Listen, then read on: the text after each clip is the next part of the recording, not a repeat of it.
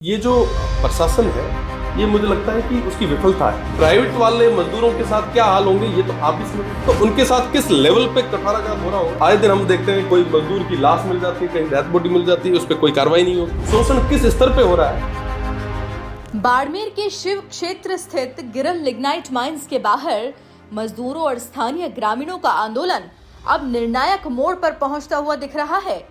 Company प्रबंधन और प्रशासन पर श्रमिकों की अनदेखी के आरोप लगाते हुए विधायक रविंद्र सिंह भाटी ने प्रदेश सरकार को खुली चेतावनी दी है कि अगर मजदूरों की आवाज नहीं सुनी गई तो आंदोलन और बड़ा रूप ले सकता है। धरने पर बैठे मजदूरों की मांग है कि कंपनी द्वारा हटाए गए 100 से ज्यादा स्थानीय ड्राइवरों और श्रमिकों को तुरंत वापस काम पर लिया जाए। मजदूरों का आरोप है कि उनसे 12-12 घंटे काम करवाया जा रहा है, लेकिन भुगतान मात्र 8 घंटे का दिया जाता है। साथ ही जिन परिवारों की जमीनें माइनिंग के लिए ली गई थी, उनके युवाओं को रोजगार में प्राथमिकता देने और बोनस एक्ट 1965 के तहत उचित वेतन, बोनस और सुरक्षा सुविधाएं देने की मांग भी जोर पकड़ रही है। 19 मई को सुबह 10 बजे गिरल गांव में होने वाली विशाल जनसभा को आंदोलन का टर्निंग पॉइंट माना जा रहा है। विधायक भाटी ने कहा है कि इसी जनसभा में आगे की रणनीति और बड़े आंदोलन का फैसला लिया जाएगा। करीब 50 डिग्री तापमान के बीच भी रविंद्र सिंह भाटी लगातार धरना स्थल पर मौजूद हैं। तबीयत बिगड़ने के बावजूद उन्होंने साफ कहा है कि जब तक प्रशासन लिखित समझौता नहीं करता, लड़ाई जारी रहेगी। पिछले 38 दिन से जो मजदूर हैं, जो माइनिंग में काम करते थे, माइंस में काम करते थे, वो सारे लोग जो है वाजिब मांगों के लिए धरने पे बैठे थे और अभी तक जिला प्रशासन और जिम्मेदार लोगों के द्वारा कोई भी मजबूत कदम नहीं उठाने के कारण, उनकी वाजिब मांगों पे कोई एक्शन नहीं लिए जाने के कारण कल जो है वो मजदूर आंदोलन होने वाला है गिरल गांव में। तो हम सारे जो लोग हैं वो वहीं रहेंगे और मजदूरों के साथ में मेरा प्रदेश की सरकार से निवेदन है कि आप इन मजदूरों की जो वाजिब मांग है उनको सुने।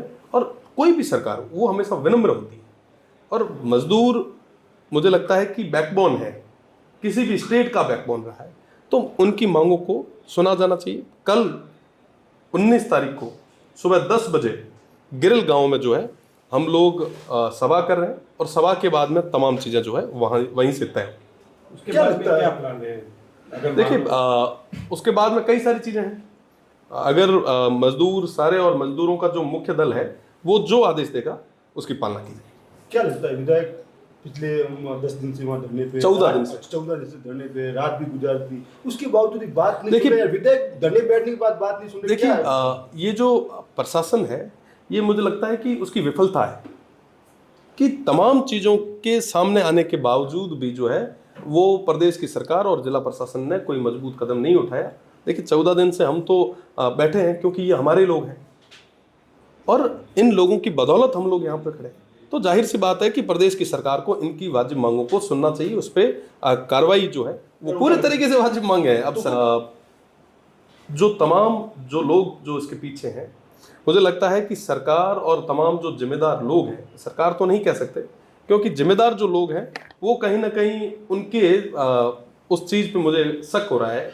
हो सकता है आज के समय में कई चीज़ें जो है कॉम्प्रोमाइज हो जाती है, तो मुझे आज के समय में वो लगता है कि ये तमाम चीज़ें जो है कहीं ना कहीं कॉम्प्रोमाइज है। देखिए ये तो विफलता है ना उनकी, ये तो विफलता है जब सरकारी जो काम करने वाली एजेंसी है उसके माइंड्स में ये स्थिति है, तो प्राइवेट वाले मजदूरों के साथ क्या हाल होंगे ये तो आप भी समझ रहे हैं। तो उनके साथ किस लेवल पे कठाराघात हो रहा होगा ये भी आप भी देख रहे हैं। आए दिन हम देखते हैं कि साहब कोई गरीब की कोई मजदूर की लाश मिल जाती है, कहीं डेथ बॉडी मिल जाती है, उस पर कोई कार्रवाई नहीं होती। शोषण किस स्तर पे हो रहा है ये आप और हम जो है बहुत अच्छे से समझ पा रहे हैं।